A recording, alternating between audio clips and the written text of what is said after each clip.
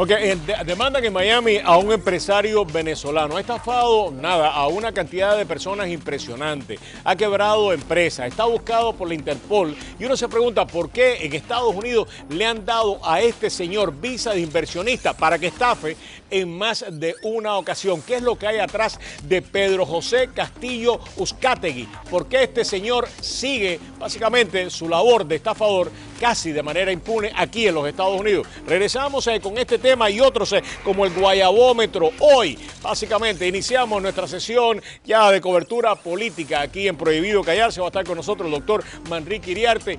No se pierda el guayabómetro. Hoy tenemos dos invitados especiales en el guayabómetro y mientras tanto la propuesta sobre normalización de relaciones entre Estados Unidos y Cuba merece ser revisada desde diferentes puntos de vista. Uno de ellos es los derechos laborales en Cuba. En el año 80 ya alguien habló de esto y hoy vamos a revisar el tema nuevamente aquí en Prohibido Callarse.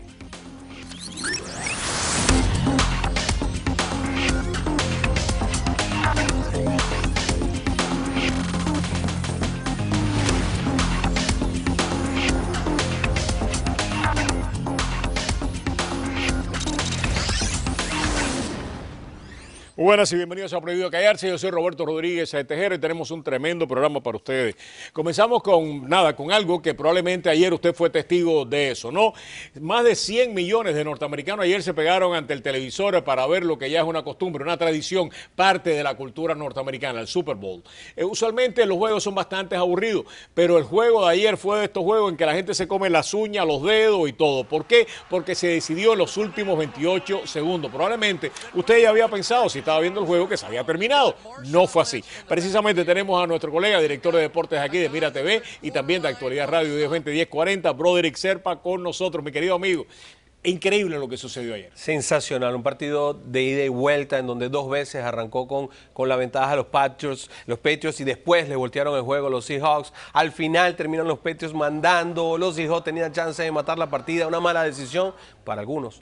Para otros no así, pues termina decidiendo este partido. Yo decía que era algo tremendamente parejo, como lo decían las apuestas, pero que cualquier error, yo me imaginé un fumble, claro, o una jugada similar, pero no un error del coach, tal como pasó en el partido, que realmente nos dejó con un amargo sabor de boca, al punto de que al final termina habiendo una gresca que se da precisamente por la impotencia, ¿no? La frustración, sí, señor. Entonces, fíjate, para beneficio de los televidentes que no estuvieron, si usted fue el que no estaba mirando el partido de ayer, pues le cuento lo que sucedió. Quedaban 28 segundos, más o menos, y tenía, los Seattle tenía la bola en la yarda número 1. El running back Lynch de los Seattle había estado jugando espectacularmente, más de 100 yardas. Todavía habían dos tiempos, se podía correr la pelota por lo menos en 3 ocasiones más, sí, para 1 yarda, y muchos creen que la única alternativa, la única jugada inteligente era darle a este señor la pelota para que lo corriera, le entrara en el end zone y ya ganaban el juego. En vez de hacer eso, el coach manda a pasar en la yarda número 1, la interceptaron. Y ahí se acabó para mí, y él lo están diciendo. Lynch salió hoy, el running back de Seattle, sí, le dijo: a mí me debían haber dado la pelota. Es que tiene muchas cositas que hay que interpretar aquí. Lo primero es que cuando tú estás tan cerca, apenas a 1 yarda, todo el mundo está apelotonado en un espacio de terreno muy pequeño. Es decir, la primera y la segunda línea defensiva están muy cerca. Cuando tú vas a tratar de hacer un pase, tienes mucha gente atravesada. Esa es una de las cosas. La otra es, si en tus primeras 4 jugadas utilizaste a Marshawn Lynch desde el principio mismo del partido, ¿por qué no vas a traer a tu Mariano Rivera a que te cierre el juego? Claro. Entonces, yo muero con el caballo, dicen en el béisbol. Además, una cosa que él mismo dijo en el día de hoy, dijo esto: yo no había perdido 1 yarda en ese juego.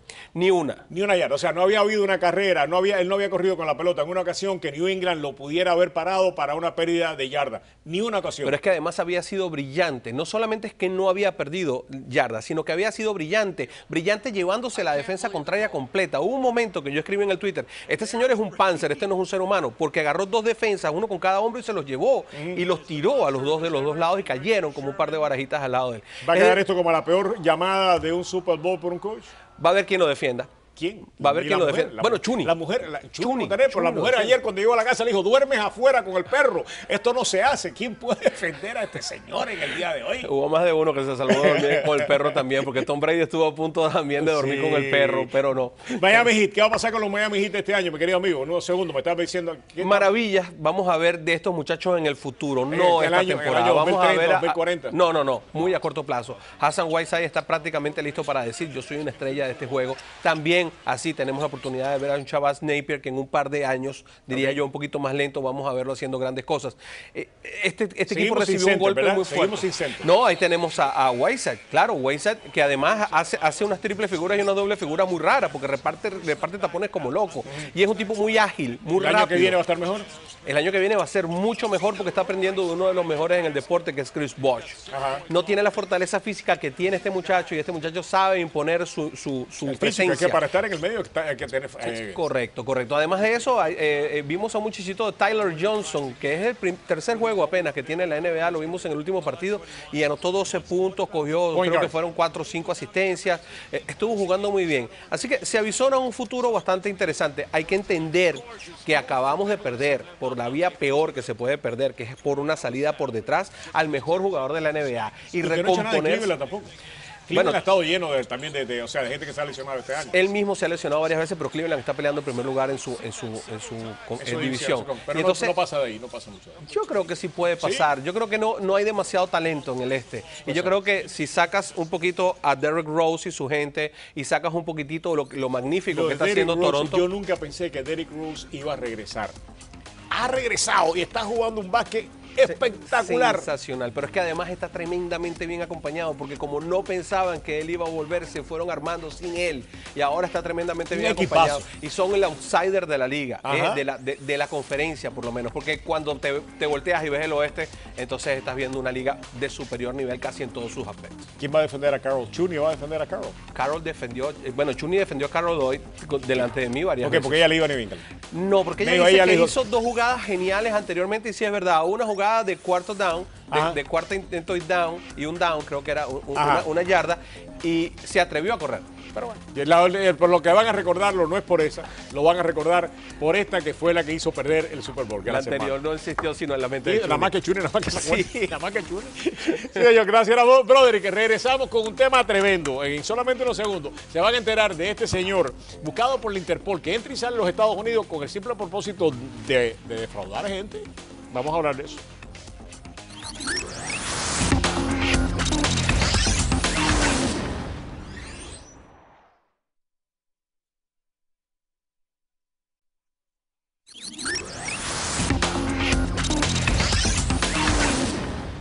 Si no fuera tan trágica la historia que le vamos a contar a ustedes a continuación, parecería nada, un culebrón, ¿no? De eso que uno dice, esto no es verdad. Bueno, pues este sí es verdad. Hay un señor que básicamente buscado por la Interpol, que ha estado haciendo negocios aquí en Miami y quebrando empresas. La última que quebró es una emisora de radio. No es la primera ni la más importante de las empresas que ha quebrado, pero ya son decenas de las personas que han sufrido, pues precisamente de este tipo de actividad económica de este señor, que repito, está buscado por diferentes organizaciones criminales y entra y sale en Estados Unidos. Para hablar de este tema, por la importancia que tiene y porque está ligado pues a altas figuras del gobierno de Maduro, de Chávez, tenemos hoy un panel espectacularmente importante que algunos de ellos han sufrido básicamente a las consecuencias de la actividad económica de este señor, pero también tenemos como abogado que está representando algunos de ellos al doctor Ricardo Corona. Todos ustedes lo conocen a través de sus presentaciones en televisión. Para nosotros es un placer darle la bienvenida, doctor. Gracias por acompañarnos. También está con nosotros Rolando Fuentes, Roberto. Está con nosotros Roberto Lamelo, es periodista. Roberto, gracias por acompañarnos. Roberto también es una de las personas que ha sufrido las consecuencias de esta actividad. Está con nosotros un amigo, un queridísimo amigo, un colega que hemos trabajado juntos, que ha estado en innumerables programas. Ustedes lo conocen muy bien. Recientemente todos nos alegrábamos de que había empezado precisamente en radio, hacía su anuncio de que empezaba nuevamente en radio, y lamentablemente está la empresa que quebró en el día de hoy. Nelson Rubio, gracias por acompañarnos. Gracias, Roberto. Y está también con nosotros pues, Rolando Fuentes, productor, que también ha sido una de las personas que ha sido perjudicada. Déjame empezar con Nelson, porque me imagino que, sé que tú lo vas a poder de alguna manera sintetizar mucho mejor después que hiciera la opinión legal del doctor Ricardo Corona acerca de este hecho. Para beneficio de nuestros televidentes, ponlo en contexto. Nada, una empresa mía, 1450M, una radio que se crea, todo el mundo creyó en un proyecto radial nuevo dentro de la ciudad. De momento empezó a ocurrir algo, todos los talentos que estábamos trabajando en la radio, personalidades como Salvador Blanco, a Mercy Álvarez, teníamos a Hilda Ravilero, teníamos a Fernando Hidalgo, teníamos a Helio Yunis, gente importantísima, Rolando Saldívar, un grupo de talentos fuertes trabajando en el emisor, un equipo de periodistas muy fuerte en la redacción, todo el equipo de Radio Reloj, que era algo nuevo que regresaba a la radio de Miami, y de momento comenzamos a darnos cuenta los que subcontratábamos horarios dentro del programa, que esta persona que había contratado, está creo en pantalla en estos momentos, Pedro José Castillo Uzcategui, había dejado de pagarle a los empleados, había dejado de pagarle a la señal, a la compañía Firestar Production, propietaria de la señal de la 1450, le había dejado de pagar, y el caos se dio en el momento. Gente que recibió cheques sin fondo, personas que no recibieron los salarios. Algunas personas fueron afectadas en decenas de miles de dólares. Decenas de miles de dólares. Lo que pasa es que detrás del descubrimiento que se ha hecho en este sentido y en la demanda que se ha interpuesto, y está el doctor Ricardo Corona representando a la gente, se ha ido descubriendo en la investigación muchas cosas que no se sabían de Pedro Castillo. De Pedro José Castillo. Exactamente. Tengo entendido que este señor tenía serios lazos con personajes muy importantes del gobierno de Chávez, ¿no? Sí, hay fuentes. Mira, de hecho aquí en el sur de la Florida mucho sorprendió lo que ocurría. Hay periodistas de la talla de Patricia Poleo, Napoleón Bravo, María Alejandra ¿Todo ha sido Riquera. afectado por este señor? ¿Quién, yo? Toda esta persona. Todos, Carlos Acosta, Eduardo Sanprem, Broderick Serpa, Enrique Grata, Juan Carlos Fernández. Pero no Horacio solamente Medina. en esta empresa, en empresas anteriores que este señor... Ahí es donde está el escándalo. Este hombre de manera reincidente ha estado haciendo este tipo de delito. Lo que se pregunta a todo el mundo, ¿cómo es posible? Y lo decías tú al principio, que un hombre que ha tenido antecedentes, que ha estado estafando, que ha tenido demandas, hoy tiene demandas en corte acá en el sur de la Florida, tiene la visa de empresario, algo que sorprende a muchos, y está en la lista del Interpol, es uno de los hombres. ¿Cómo puede suceder esto, doctor? Y gracias por acompañarnos. ¿Cómo puede ser que una persona... Este señor está muy ligado a Jorge Rodríguez, ¿no? Que Sí. es el vicepresidente venezolano. Exacto. Tuvo negocios con el vicepresidente venezolano. Supuestamente hereda, pues, de su mamá, propiedades en Isla Margarita. Se comete un desfalco. El propio gobierno de Chávez, a pesar de sus lazos con Jorge Rodríguez, interpone una causa legal en contra de él. Él sale huyendo de Venezuela y le ponen una orden de captura por la Interpol. Y este señor ha estado entrando y saliendo con visa de inversionista por aquí desde hace tiempo, estafando a personas o siendo acusado de estafar a personas. Doctor, cuéntame. Bueno, lo grande es que está una persona con esos antecedentes, y aquí cualquier compañía puede sufrir problemas económicos. La situación económica ha sido difícil los últimos años, pero la diferencia aquí es que luce ser que ha sido con un intento de defraudar, o sea, la manera que fue hecha la empresa, y afecta, como usted dice, a personas que han sido afectadas por mucho dinero, pero a veces lo que más duro le da es a las personas de pequeños recursos, los empleados, que aunque los dólares no sean tan grandes, el impacto es más grande porque son personas que necesitan de su trabajo. O sea, lo que usted está diciendo es que este señor, los problemas económicos que ha tenido no han sido por la casualidad, sino ha habido una intencionalidad. Parece que todo indica, por lo que está haciendo, que fue una cosa premeditada. Y no es la primera vez que sucede.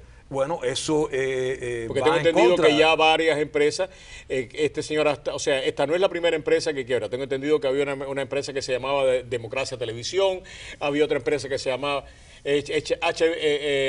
RHN, que también el señor estuvo a nombre del señor, que terminó de la misma manera, o sea, no pagando sus cuentas y decenas de personas afectadas. O sea, esta es la tercera o cuarta empresa que sucede lo mismo con él. Lo que pasa es que hay gente que ven que es tan fácil aquí, eso, dejar de pagar es prácticamente robar, porque uno se queda con el dinero, no lo paga, cae como si lo ven las autoridades como un asunto civil, no lo ven de esa forma, pero una vez que ya lo hace repetidamente y que uno pueda comprobar que lo hizo con un intento de fraude, ya cae en una situación categoría diferente. de criminal.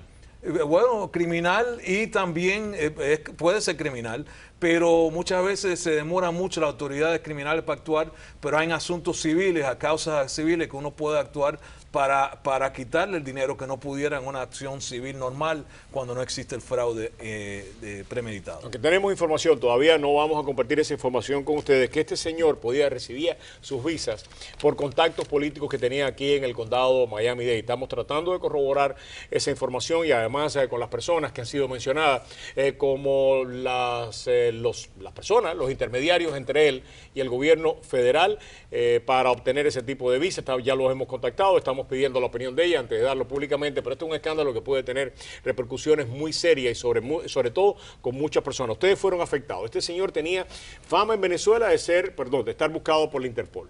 Ya había tenido problemas con varias empresas. Esta no era la primera empresa que sufría estos problemas económicos. Cuando ustedes le dijeron, vamos a trabajar con Pedro José Castillo, ¿ustedes se imaginaron alguna vez que este señor podía terminar nuevamente haciendo lo que ya había hecho? Realmente nosotros nunca pensamos de que podíamos encontrarnos con una persona que pudiera hacer este tipo de scam, es decir, este tipo de fraude de esta inmensidad. ¿Tú estás convencido que fue un fraude? Yo estoy convencido que es un fraude porque los indicios nos llevan a ese término. Yo fui a reclamarle es decir, por el contrato que yo tengo con ellos, mis talentos, y este hombre prácticamente no nos atendió. ¿Cuánto, le pagó alguna vez? Sí, nosotros le pagamos. Aquí están las pruebas de los cheques. No, pero ¿él le pagó algo a ustedes alguna vez? Nunca nos pagó nada. Nosotros reclamamos porque... ¿Cuánto te lleva a ti, pero ahora si se puede saber? A mí alrededor de $6,000. De $6,000. ¿A ti cómo fue el problema tuyo? A mí me debe mucho menos. Ok. Realmente yo quería puntualizar algo. Cuando tú hablabas de la internacionalidad, la primera cosa que yo noté ahí fue que si tú vas a montar un proyecto de una estación de radio con una supuesta página web de noticias, ¿cómo tú vas a tener apenas un solo redactor y un jefe redactor que apenas sabe trabajar en la página web? O sea, el único redactor que había ahí era yo, que sé trabajar en WordPress. Nadie más redactaba noticias. Entonces ya yo vi un poco que esa parte de lo que era la imagen de la página web no estaba bien montada. Okay. Los talentos de la radio sí eran muy buenos, pero él hacía mucho énfasis en la página web. Si tú vas a trabajar mucho en la página web, tú necesitas tener personas que te hagan noticias, que te sepa trabajar en WordPress, que sepa ágil en la computación, y él no tenía nada de eso. La única persona que tenía era yo. La primera cosa que pasó fue el parqueo. No pagó el lote del parqueo y nosotros un día amanecimos con el sticker de que decía que si no nos movíamos el carro nos iban a remolcar el vehículo. Fue lo primero que no pagó. Después llegó un aviso de Concas de que no había pagado. Y así empezó a pasar. Al primero que, como se dice vulgarmente, reventó fue el mejor operador de audio que teníamos, Hugo, que se fue de allí. Llevaba 2 meses y tanto sin pagar. ¿Y no le pagaron un día? A Hugo no le pagó, a mí no me pagó, a pesar de que yo le dije que si no me pagaba yo me iba a tener forzado que dormir en la calle porque no tenía el dinero para pagar la renta. No me pagó, ese día me dormí en la oficina. Al otro día tuve que salir a pedir prestar dinero, pagué la renta, pero como todavía me quedé corto de dinero, me tuve que ir a un estudio clínico a ofrecer mi sangre como si fuera una rata de laboratorio porque yo necesitaba el dinero. Dios mío. Pero aparte de eso me maltrató a todo el mundo, o sea, gritó a varias personas, los amenazaba. Hay cosas mucho más graves que, bueno, poco a poco van a ir, no sé si en el partido. No, vamos a seguir. Este es un tema que vamos a seguir por la importancia que tiene. La emisora es Radio 1450, la empresa se llamaba Mia Network. Mia Network, operaba desde 1450, rentando el espacio, no eran los dueños de la señal, le rentaban el espacio. Que tampoco pagó a los dueños de la señal, hay más de $75,000 en deudas. Y los demandó. Ajá, exacto, los demandó. Él demandó a los dueños. Él demandó a los dueños la señal, fueron ante un juez, se viró, como se dice, se viró la tortilla, y al otro día él va a la emisora y le dice a los 3 o 4 trabajadores que quedan que él había ganado el juicio, cuando en realidad lo había perdido, y pero que por un tecnicismo legal él necesitaba depositar un dinero que, por favor, si ellos estaban en disposición de cooperar con algo de dinero, para que lo ayudaran. Sí, fue así. Ahora él no le pagaba a los trabajadores. Pero espera, esto sí es increíble. El señor pasó la canasta. Él pidió a los trabajadores que ayudaran con ¿Alguien lo ayudó? una canasta. Nadie. Hasta ahora que se... Pero mira, hay algo detrás de todo esto. Oye, pero nada más, ¿tú habías escuchado alguna vez? No, es que mira, esto es un culebrón, en serio. Estuve viendo muchas personas Pero me enseñaban. le digo culebrón, es serio lo que ustedes están pasando y no quiero que de ninguna manera trivializarlo, pero es que es algo increíble. Pero una de las cosas que hizo es que le enseñaba a la gente, dice, mira, yo tengo este cheque de $4 millones, $3 millones, pero que me lo tienen aguantado en el depósito y que se demora 30, 45 días para aclarar. Le enseña el cheque, las personas dicen, esto es una persona de dinero, una persona que tiene una emisora, y confían. ¿Quién va a pensar que una persona sea tan descarada de hacer lo que está haciendo? Nelson, si alguien conoce el tema venezolano aquí, eres tú. El señor tuvo lazo con Jorge Rodríguez. Sí. Eres muy amigo desde la infancia, Jorge Rodríguez. Además, hay información de periodistas venezolanos que sé que el equipo tuyo de producción está trabajando para poder traerlos de Venezuela. Y hay muchos periodistas importantes de Venezuela, hay que decirlo aquí. Orlando Urdaneta, Patricia Poleo, hay muchos, Horacio Medina, Juan Carlos Fernández. Toda esa gente tienen testimonio, prueba del desfalco de este hombre de miles y miles de dólares que dejó de pagarle en los diferentes proyectos a estos periodistas y personalidades. Pero este hombre trae un antecedente de de fraude con su propia familia. Su tío está cumpliendo prisión en Venezuela por su culpa. O sea, hay que buscar, el que busque y ponga el nombre de ese hombre en este minuto, de la comunidad venezolana completa que puede estar viendo este programa en este minuto. Pedro Pone José eso. Castillo. Exacto, y tienen la historia. Lo absurdo para mí. Pero tú me estamos perdonas. viendo, este señor está buscado por la Interpol. Para lo que ustedes vean, este señor está buscado por la Interpol. ¿Cómo es que a este señor le dan visa para entrar aquí? Mira, Después te hay- quiero hacer la misma pregunta desde el punto de vista legal a ti. Hay antecedentes, o sea, hay información que aparentemente una importante personalidad política de esta comunidad, al más alto nivel dentro del Partido Demócrata, ayudó a esta persona. Yo, como colega No, ya periodista... nosotros ya lo llamamos. Yo tengo la misma información. Hemos decidido y le pedí a ustedes no dar el nombre porque llamamos a esta persona. Claro, hay que ir a la fuente. Y vamos a tratar de buscar y mañana vamos a continuar con este tema. Le vamos a dar la oportunidad a esta persona de hacer sus descargos. ¿Cómo le dan visa a una persona que está buscada por la Interpol? Es posible que una persona que esté buscada por Interpol, que pueda decir, mira, me van a torturar, o esto es un asunto político, o esto no es un asunto... Pero necesita contactos políticos, es lo que está diciendo Nelson. Algún político tiene que haber intercedido ante la migración, ¿no? Bueno, Puede no ser. necesariamente, pero pudiera Por ser. ayuda. Claro que ayuda. O sea, que pudiera ayudar una persona política, una persona influencia que diga, mira, que eso no sé si sabe, si ¿sabes? Sí, eso digo, y es lo que estamos eso tratando de averiguar alegan, también. pero pudiera ser que él haya alegado que iban a torturarlo o algo así. Tengo algo bastante significativo que señalar. Acá yo tengo un memo que el señor Paco Well, no sé qué cargo tendrás en la emisora, pero era asistente, uno de los, nos manda a decir acá de que en puño y letra aquí, de que el arreglo de los programas del lunes con Iliana, ¿cómo va a ser pagado? Es decir, nosotros, el programa Las Verdades de Hoy, dirigido por Nelson, conducido por Nelson Rubio, siempre tenía los lunes a Desde la nuestra emisora congresista. anterior, y lo No, sabes. siempre, siempre. Nuestra congresista Eliana O sea, que Iliana Rose. tenía que pagar por él. Sí, él quería que Iliana quería pagara por Iliana ella. Ross. Aquí está. en Una primer- líder de nuestra No, y está comunidad. la prueba. Se puede mostrar Aquí está. que él está preguntando eso. O sea, comete decir, aquí esa está. falta de tacto Dios mío. increíble, ¿no? Mañana vamos a seguir con este tema, doctor. Muchísimas gracias. Pero un placer. Un gusto tenerlo aquí en el programa. Gracias, Nelson. Cómo no. Y nosotros vamos a seguir con esta historia. Ustedes, muchísimas gracias. Vamos a seguir con esta historia porque es importante dar a conocer este tipo de cosas, ¿no? Patente de corso, aquí no tiene nadie. Por lo menos en este programa. Regresamos.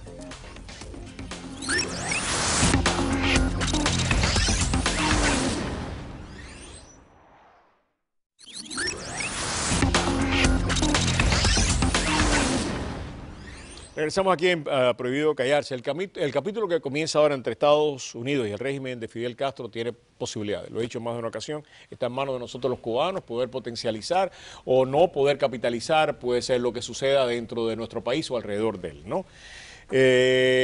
Pero entre los retos que tiene es básicamente empezar a identificarnos con las aspiraciones de ese pueblo y de alguna manera pues reivindicar esos derechos que durante tanto tiempo pues han estado mancillados. Para eso no necesitamos Estados Unidos, necesitamos nosotros pues ser las voces que hablen por ello.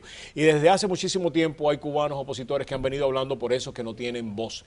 En la década de los 80 comienza en Cuba sin ayuda de nadie un movimiento que le da la vuelta al mundo, no recibía dinero del exterior y no tenía apoyo de muchos cubanos aquí en Miami. Fue el movimiento precisamente encargado de velar por los derechos humanos. Uno de sus principales protagonistas fue Gustavo Arcos, una persona tremendamente querida que dio su vida precisamente por la lucha de la libertad de Cuba.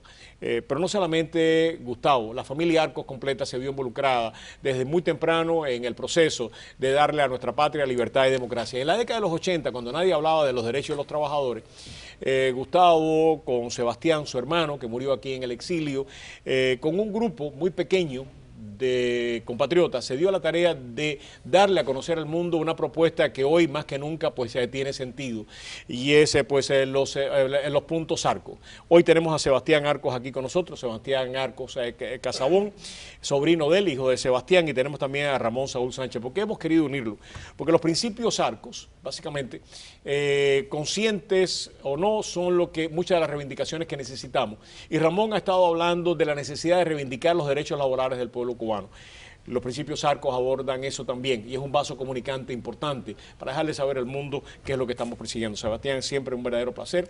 Te decía anteriormente, antes de empezar al programa, que siempre recuerdo a tu padre con un especial cariño. Uno de esos personajes inolvidables que pasan por la vida de uno y dejan una marca indeleble. Ese era tu padre. Muchas gracias, Roberto. Para mí es un placer. Te lo agradezco muchísimo. Muchísimo. Tú sabes que hay sentido. Háblanos de los principios Arcos y por qué son en el día de hoy, por qué de alguna manera adquieren esta vigencia y son tan importantes. Sí. Los principios ARCOS están basados en un programa similar que se hizo en Sudáfrica que se llamaba los principios Sullivan. La idea era, había un sector de la comunidad internacional que estaba opuesto a todo tipo de inversión de capital en la Sudáfrica racista. Había otro sector que insistía en que cierta inversión de capital controlada podía ayudar a empoderar, que es una palabra que está de moda ahora, a la mayoría negra, que era la minoría en el poder. Y para eso, para enmarcar esa inversión de capital y evitar que se fuera de control y favoreciera al gobierno en vez del objetivo que era a la mayoría negra sudafricana, se crearon los principios Sullivan, que regulaban lo que una compañía internacional debía hacer para recibir entonces el beneplácito del embargo. Aquel sí era un embargo internacional contra Sudáfrica. Los principios ARCOS fueron creados por dos economistas cubanos que trabajaban acá en el Banco Mundial, Rolando Castañeda y Plinio Montalbán, y le presentaron a mi tío Gustavo. En aquel momento ya se le conocía como el decano de la oposición en Cuba, usar el nombre de la familia. Gustavo aceptó, fue un honor tremendo para nosotros. Los principios esencialmente copian los principios Sullivan para Cuba. Era momento a finales de los 80 en que ya empezaba el régimen a tratar de atraer inversión de capital extranjero, principalmente capital español. La idea era que estas compañías que fueran a invertir en Cuba se rigieran por unos parámetros similares a los de Sullivan, que garantizaran una serie de principios fundamentales a los empleados cubanos y a los clientes cubanos de esas compañías dentro de Cuba. Por ejemplo, en aquella época era muy común que los cubanos no tuvieran acceso a ciertas tiendas, a ciertos hoteles, a ciertas playas, y el segundo principio se trataba específicamente de eso. Una compañía que hace un hotel en Varadero tiene que permitir que sus empleados vayan a la playa donde mismo van los extranjeros. Y se basaba en regulaciones existentes de la Organización Internacional del Trabajo y por supuesto de la Declaración Universal de Derechos Humanos. El documento, yo tengo aquí una copia, es un documento fantástico que está muy bien documentado y sí es actual, aunque todavía no estamos... Hay que actualizarlo, pero es muy actual. Por parte de Estados Unidos todavía no hemos llegado ahí. La inversión de capital norteamericana en Cuba todavía no se va a producir, pero sí se ha producido una inversión de capital extranjero en Cuba desde hace muchísimos años, canadiense, europeo, y estas compañías no han respetado, no han adoptado estos principios. Yo creo que sería interesante traer esto a la actualidad. Yo creo que hay que actualizarlo, pero nada más importante, yo creo que uno de los pecados que cometió la oposición dentro de Cuba fue olvidarse de representar las reivindicaciones sociales, económicas de ese pueblo. En la década de los 80 se le dio mucha importancia a eso. Y pues después esto se abandonó. Pero me parece que si el reto que tenemos en estos momentos es decirle nosotros a esas compañías, estos mismos que le estaba diciendo la oposición dentro de Cuba, a los inversionistas extranjeros, si ustedes quieren invertir, ustedes tienen, además de derechos, tienen obligaciones. Roberto, ante todo, un honor estar aquí compartiendo con ustedes este espacio y sobre todo hablando de una persona que quisimos mucho todos acá, Sebastián Alcover. Mira, vienen momentos de grandes retos políticos, pero mayores retos sociales.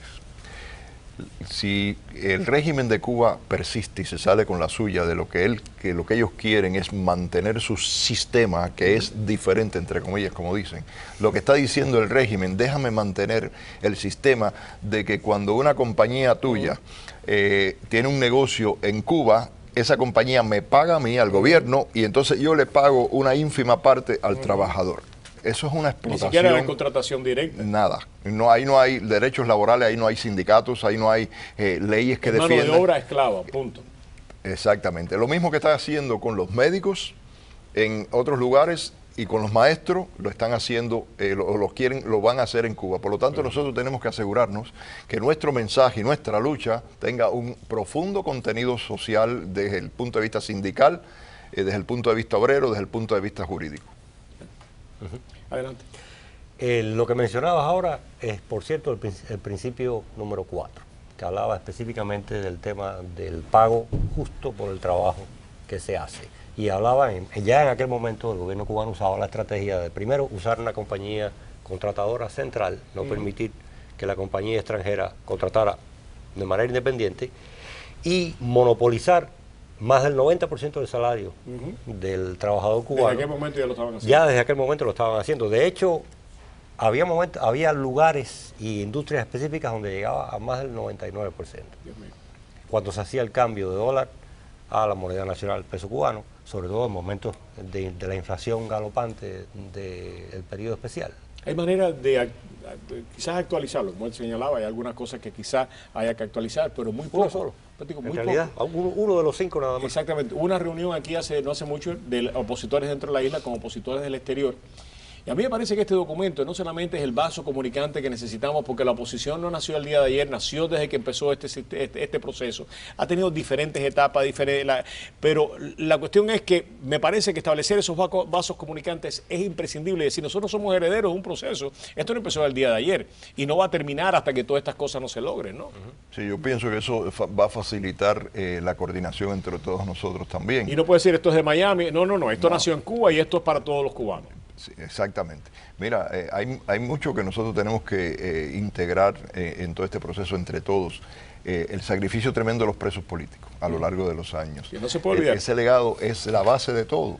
Esas visiones que vimos, que no solamente eran ideológicas, de un profundo contenido social, y además agregarle mucho que en el presente se está produciendo tanto dentro como fuera de Cuba, que yo creo que profundizarían estos conceptos. Yo creo que si nosotros presentamos ante el pueblo de Cuba y ante el mundo una visión progresista, articulada de una forma democrática, va a inspirar al pueblo de Cuba. No podemos seguir hablando el mismo teque de siempre con un mensaje vacío, porque le pasa al mensaje nuestro lo que le ha pasado a la política de América Latina y el descrédito en que han caído los políticos de América Latina. Es que no importa cuál sea nuestra posición respecto a lo que va a hacer Estados Unidos, podemos estar a favor o en contra, pero lo que nuestra obligación es, independientemente de lo que haga Estados Unidos, qué es lo que nos corresponde hacer a nosotros. ¿Cómo pueden leer este documento las personas que quieren leerlo? ¿Lo tienes en alguna página? ¿Se puede de alguna manera poner a disposición en alguna página de internet en los próximos días? ¿Me lo pudieras dar? Te puedo dar una copia del documento. Okay. No está en este momento en un lugar online. Okay. De hecho, y esto es culpa mía específicamente, porque los otros ya no están con nosotros, pero va a estar. También era parte de la personalidad misma de Gustavo Barco, que era un hombre muy modesto y no le gustaba. Y además esto sucedió mucho antes de que se inventara la internet. Bueno, pues ojalá que lo pongas en algún portal, danos la dirección. Lo haré. Y nosotros vamos a seguir trabajando sobre este tema de los principios ACTO, porque nos parece que son reivindicaciones que están pendientes y que de alguna manera cuando preguntamos ¿y ahora qué podemos hacer? Entre las cosas que podemos hacer y entre las cosas más importantes que debemos hacer especialmente es leernos ese documento y ver cómo podemos ponerle presión a todos los países del mundo y específicamente decirle aquí al Congreso de Estados Unidos, si ustedes van a dejar inversiones en Cuba, esto es lo que ustedes tienen que imponer. Gracias. Muchísimas gracias, Sebastián. Muchas gracias, Roberto. Regresamos solamente unos segundos aquí en Prohibido Callarse.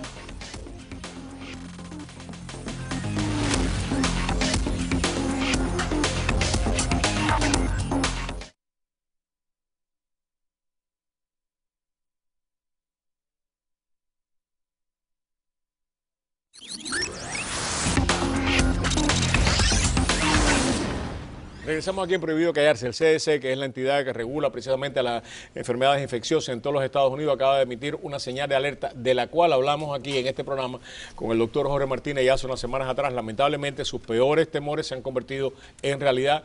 Tenemos una epidemia de sarampión en todo el país, lo que está diciendo precisamente el CDC. Gracias, Jorge, por acompañarnos.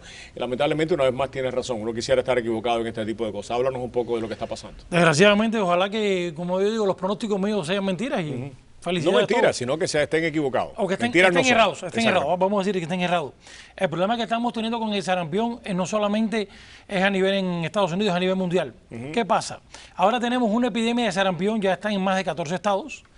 Se sigue aumentando los casos, solamente enero diagnosticados por serología y 102 casos, ya cerró enero con 102 casos. Para ponerte un ejemplo, eso es lo que se producía en Estados Unidos en todo un año. Y en solamente un mes. En un mes ya tenemos todo lo que... ¿Por qué el sarampión causa tanto temor? ¿Por qué esta alerta? Vamos a explicar. El sarampión Doy una estadística de la OMS. En 2012 hubo 120.000 muertes por sarampión en el mundo. 120.000. 120.000 muertes. Organización Mundial de Salud. De la Salud. Okay. En el 2014, 145.000. ¿Por qué están aumentando las muertes por sarampión? Porque el sarampión por sí solo lo mata. El sarampión tiene una fase que puede ser mortal. Pero muy poca. Pero muy poco. O sea, mortal como tal no es. Ajá. No Entonces, ¿por qué la alerta? ¿Por qué la alerta? Porque si aumenta la cantidad de casos, se aumenta la mortalidad. Porque entonces los casos que se pueden complicar con encefalitis, los casos que se pueden complicar con la influenza, con problemas respiratorios. El sarampión, si no se trata adecuadamente, puede llegar a ser encefalitis y problemas respiratorios como neumonía. Wow. Entonces ahí sí tienes que aplicar antibióticos. ¿La vacuna funciona? Sí funciona. El MMR sí está funcionando. ¿Quién se tiene que vacunar? Deben vacunarse los niños, sobre todo menores de 5 años y los adultos mayores de 60. ¿Es de fácil propagación?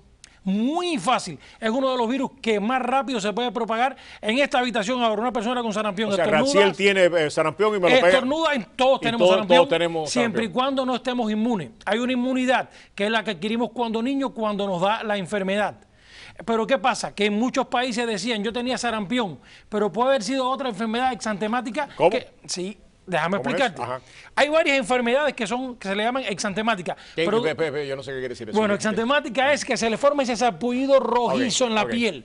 Hay muchos tipos que se parecen. El sarampión, que lo llamamos viruela, la rubiola. O sea, hay varios tipos de enfermedades de ese tipo que se parecen. Entonces, a veces, si hicimos el diagnóstico solamente por la parte clínica y no serológica, no por la sangre, te dijeron que tuviste sarampión y a lo mejor no lo tuviste. Piensa que estás inmunizado y no lo estás. Entonces, mi recomendación, la vacuna del MMR, hable con su doctor primario, esa está dando una inmunidad en la primera vez que te vacunas de un 90 a un 93, una segunda vez que cuando la reactivación a los 30 días de un 97 a un 99% de inmunidad. De hecho, la mayoría de los casos producidos en los Estados Unidos no han estado vacunados contra el sarampión y eso es el miedo que hay, porque cuando el CDC sacó las estadísticas por este movimiento que hay antivacunas, por los estigmas que se han creado contra las vacunas, leyendas populares, vamos a decir, con respecto a las vacunas. Yo quiero hablar usted y yo vamos a hacer un programa sobre vacunas, porque hay algunas vacunas, sobre todo para lo de los infantes. La vacuna del año, yo le tengo pánico a esa vacuna, tanto es que a mi nieta no se la puso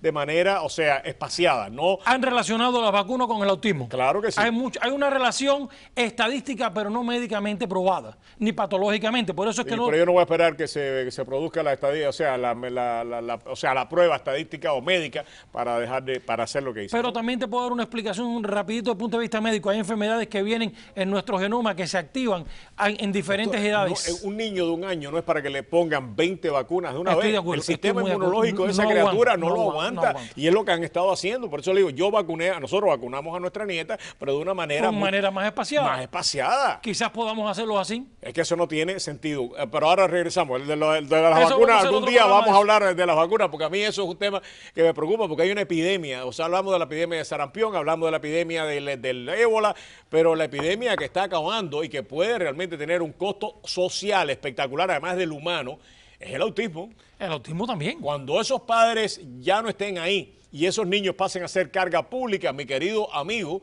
el sistema social colapsa, porque son millones de niños que no se pueden proveer por ellos solos, que necesitan de sus padres y que lamentablemente en nuestras escuelas públicas todavía no se está dando la atención que se necesita. La doctora Raquel Regalado aquí está haciendo programas que deberían ser imitados por el resto de la nación. Hay dos cosas que yo vi cuando me llegué a este país. Una de las cosas que me llamó que me llamó más la atención, disculpa, fue el autismo y los síndromes de Down. Es que son en este país hay una cantidad que no es normal. No es normal. Volvamos al sarampión un minutico porque me queda muy poco tiempo.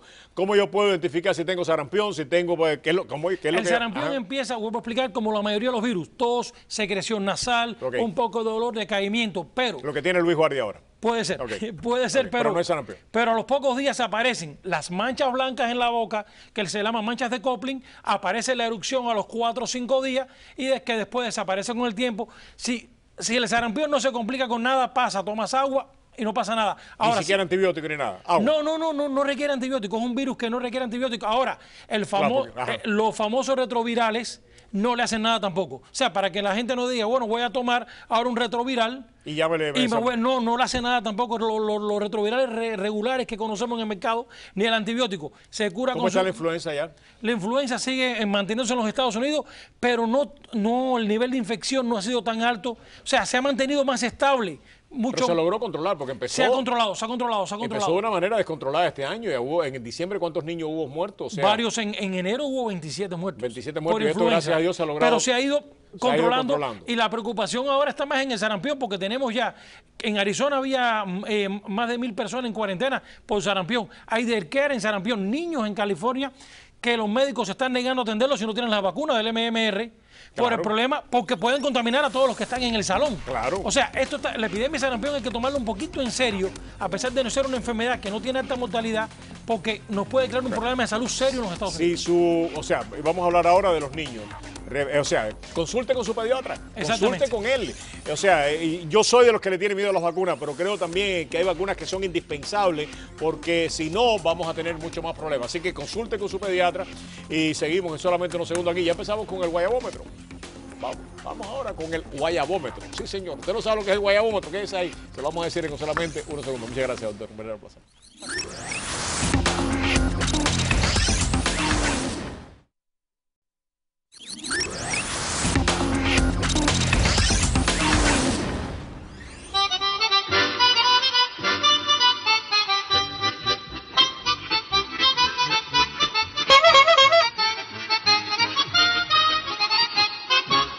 Efectivamente, el guayabómetro en el aire. ¿Qué es lo que es el guayabómetro? Ya la semana pasada se lo dejábamos saber, pero voy a dejar que sea el doctor Manrique Iriarte, que es el que nos va a llevar a través de este mundo de guayabas en el cual vivimos y nos va pues a presentar el segmento del día de hoy. Doctor, gracias por acompañarnos, un verdadero placer. Gracias a ti, Roberto, y nada, estrenando el guayabómetro en Prohibido Callarse esta noche. Explíquenos qué es lo que es el guayabómetro para beneficio de nuestros televidentes. Básicamente hay varios websites en Estados Unidos ya que se dedican a chequear las afirmaciones que hacen los políticos y le dan un grado de mentira o un grado de falsedad o un grado de verdad a esas afirmaciones. Okay. Nosotros vamos a estar, el guayabómetro va a estar monitoreando todos estos websites y lo vamos a estar llevando a la pantalla en español. Es algo que no se hace en español, que solamente lo va a ver aquí en Prohibido. Vamos a chequear las cosas que dicen políticos, demócratas, republicanos, independientes, socialistas, todos, sin discriminación. Vamos a chequear también algunas afirmaciones de otras personas, políticos locales, por supuesto, y vamos a tener mucho que disfrutar aquí en el guayabómetro en Prohibido Callarse. Bien, en el mundo de las guayabas, pues nosotros vamos a decidir, vamos a estar analizando cuáles son los que rompen el guayabómetro y cuáles son los que se apegan a la verdad. Y hoy precisamente comenzamos el guayabómetro con una política demócrata tremendamente conocida, muy poderosa y que va a estar en el guayabómetro aparentemente mucho porque, nada, le encanta de vez en cuando decir una guayaba. ¿Quién es ella? Bueno, ella es Debbie Wasserman Schultz, es la segunda parte del guayabómetro de hoy. En la primera parte del guayabómetro tenemos a Mitt Romney. Mitt Romney, muy conocido por todos, que recientemente, el día 14 de enero, como lo vemos ahí en el slide que le traje preparado, dijo que la administración Obama, durante la administración Obama, la desigualdad había empeorado y que hay más pobres en Estados Unidos, Roberto, que nunca antes. Y eso debe ser verdad, ¿no? Bueno, vamos a ver.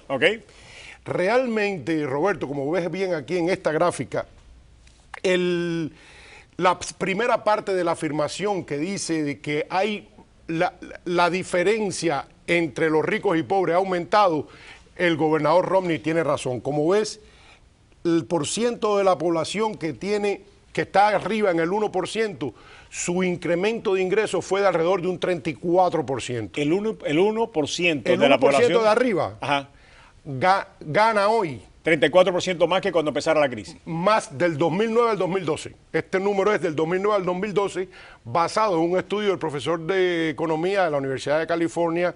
El profesor se llama Emanuel Sáez. Es un estudio bien serio que este website, Fact Check, lo tiene puesto ahí. Como ves, el restante 99% de la población solamente aumentó su salario en un 0.8%, mi amigo, bien poquitico. Y esa parte de la afirmación de Romney es cierta, según este estudio hecho en la Universidad de California. La segunda parte de la afirmación, sin embargo, hay que ver cómo es eso, porque dice Romney que hay más pobres ahora que nunca en los Estados Unidos. Si te fijas en los números crudos, eso es cierto. 45 millones de personas, 45.3 realmente de personas. Si lo vemos aquí con el punterito, aquí chequea en el 2013, que es el último número que hay disponible, hay 45.3 millones de pobres en Estados Unidos. Pero lo que no dijo Romney es que el número anterior, en el 2012, eran 46.5 millones. O sea, que han descendido los pobres. Ha descendido, y durante la administración de Obama, este número es el menor de los últimos 6 años desde que el presidente está en el poder. También es importante decir que el número crudo de la cantidad de pobres no es el que determina la pobreza de un país, sino es la tasa. La tasa de pobreza, que es lo que el gobernador decidió no utilizar, sino utilizar el número crudo, es lo que verdaderamente determina el nivel de pobreza de un país, porque es lo que te va a decir con respecto a la población la cantidad de pobres que hay en tu país. Por supuesto. Y como vemos, no es, en la presidencia de Obama, no es la mayor tasa de pobreza. Como ves aquí, en el año 2013, la tasa de pobreza de Obama era 14.5%. Vemos como en el 2012 era un poquitico más alta. Vemos aquí en el 93, que es durante la presidencia de Bill Clinton, como la tasa de pobreza era más de un 15%. Vemos aquí en el 1983, el ídolo conservador Ronald Reagan tuvo una tasa de pobreza de más del 15.5%. Eso es historia antigua, eso no está bien. Bueno, no está bien. El problema es que Romney es el que trae eso, hermano mío, y es el que está diciendo que este presidente es el que más pobre ha creado. Entonces, ¿qué es lo que es verdad y qué es lo que es mentira de esta historia? Bueno, lo que pasa es que el gobernador usó con mucho cuidado sus palabras. Y el guayabómetro cree que la afirmación merece solamente, Roberto, una guayaba. Entonces nada más que una guayaba le tiramos, ¿y una guayaba qué es lo que significa más o menos? Una guayaba significa que el gobernador introdujo elementos falsos en su afirmación para hacer un punto político más grande que realmente desvía la atención del público. Pero lo que dijo como tal es realmente cierto. Y ahora vamos precisamente para la candidata, para la presidenta del Partido Demócrata a nivel nacional, Debbie Wasserman Schultz, congresista aquí del sur de la Florida. ¿Qué fue lo que dijo ella? Ella recientemente dijo que el senador Marco Rubio, senador de la Florida, Marco Rubio, que una vez estuvo a favor de la reforma inmigratoria, ahora está en contra. Y vamos a ver lo que dijo. Donde dije. Y no es así. Más o menos. Vamos a ver. Lo cierto es, Roberto, que el senador Marco Rubio fue el copatrocinador de la ley del Senado que en el abril del 2013 pasó. Él y 7 senadores más fueron los que presentaron la única ley que ha habido en el Senado para reformar el sistema migratorio. No necesariamente. Lo que ocurrió fue que esa ley luego pasó a la Cámara Baja, languideció por meses en el escritorio de tu amigo John Boehner. Y al morir ese proyecto de ley, el senador Rubio no es que cambie de opinión, sino es que dice que él está dispuesto a negociar pasar la ley por pedazos. Eso es muy diferente a decir que el senador Marco Rubio, que una vez estuvo por la reforma, ahora no está por la reforma. Entonces, ¿cuántas guayabas le damos a Debbie Wasserman Schultz? Bueno, también lo que pasó fue que Debbie dijo de que Debbie tiene parte de razón, porque el senador modera mucho lo que dice en dependencia con quién habla. Y hablando con Simon Conahan, un pundit republicano muy famoso, el senador sí dijo esto que yo tengo en pantalla aquí, que no creo que pueda decirlo, donde realmente dice que no le podemos dar un camino a la ciudadanía a nadie que realmente no lo merezca. Pero luego de haber dicho esto, es importante decir de que el senador realmente tiene una sola posición, es que apoya la reforma, y nosotros le damos a Debbie Wasserman Schultz Dos guayabas, así mismo, doctor, muchas gracias. La semana que viene regresamos con más guayabas y usted más o menos ya se puede imaginar quién va a ir la semana que viene en el guayabómetro. Doctor, muchísimas gracias, un verdadero hablar. Un placer. El guayabómetro aquí en Prohibido Callarse. Este es el inicio de la temporada política. Viene mucho más, porque de ahora en adelante vamos a prestarle mucho más atención a lo que está pasando desde el punto de vista político, tanto a nivel local, estatal, como nacional. Sí, señor. Regresamos en solamente unos segundos aquí en Prohibido Callarse. Hasta mañana, que regresamos a las 8 en punto de la mañana de Actualidad Radio 1020, 1040. María Elvira, en solamente unos segundos. Nos despedimos, María Julia, doctor. María Julia. Hasta mañana, mi hija, que Dios nos acompañe a todos. Buenas noches, gracias.